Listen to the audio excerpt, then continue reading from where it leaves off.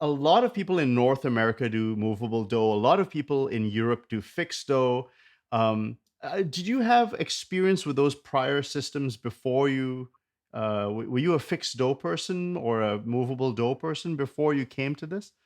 I can do both. I learned both, and I'm very familiar with both. Right, right, Um, they don't do the same things. In theory, you could do this. So if you fixed do, the syllables are meaningless in everything other than C major. So right, it's not a very helpful system in some ways. It's helpful right, in others.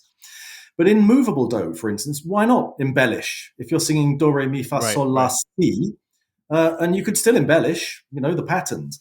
The But the thing missing crucial would be thing, the that semitone. The focus on the semitone is well, lost. the syllables make no sense. So the syllables make no sense in movable do. So they won't make sense. If I do, for instance,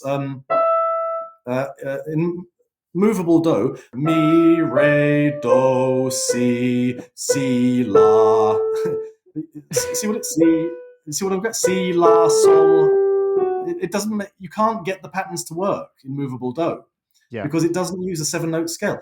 And when we've got patterns in here, I just did one that went sol fa mi sol fa mi.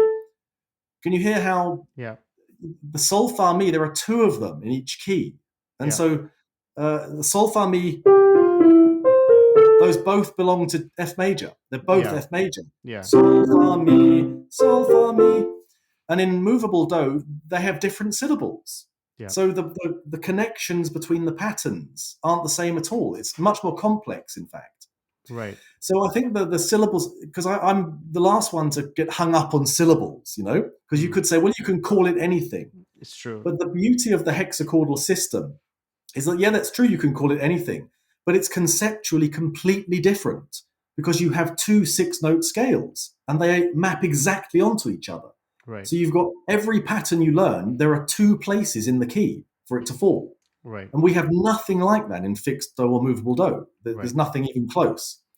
And it's pretty obvious that that was the essence of the system. If you know how they read music, it becomes even more obvious. right. Because they read music using far clefs, they used plain chant clefs.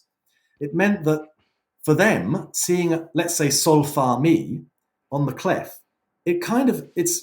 it's difficult to explain this to a modern musician. But for them, the sol fa mi was always the same. I know it Mm. sounds ridiculous, but for us, when I see it on a treble clef, it's, oh, well, that one's in F major and that one's in C major or something like that. Yeah, yeah. But no, to them on the stave, on the lines, that's a sol fa mi because they know where fa is. So every sol fa mi kind of looks the same, you know. And if you're in an octave ambitous, then it's quite natural for the two hexachords to map, which is the historical system. Right.